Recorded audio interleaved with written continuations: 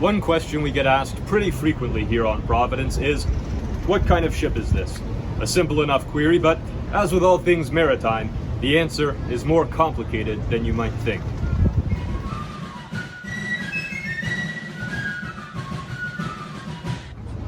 The simplest answer is that, technically speaking, Providence isn't really a ship at all.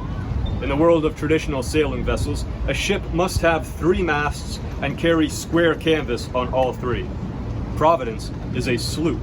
That is to say, she has only 1 mast and is fore and aft rigged. Now, she also carries a square topsail and has a pronounced rake to her mast, making her a square topsail or Bermuda sloop. Here is where things get a little confusing.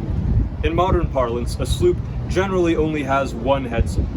Providence, on the other hand, has 4: a staysail, inner jib, outer jib, and flying jib, putting her more in line with what we would today call a cutter.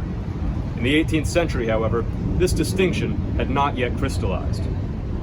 Now, here is where things get really confusing. Remember how just a few seconds ago I said that a sloop must have 1 mast and be fore and aft rigged?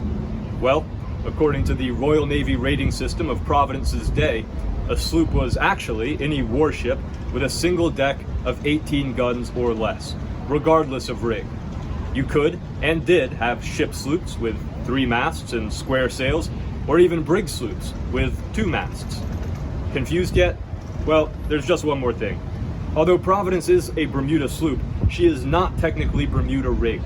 Bermuda rigged sails are triangular. They're also sometimes called a Marconi rig, and it's basically what you see on the vast majority of modern day sailboats. Providence's mainsail is gaff rigged. So, to answer the question that we began with, what kind of ship is this? Providence is a square topsail Bermuda sloop. Don't overthink it.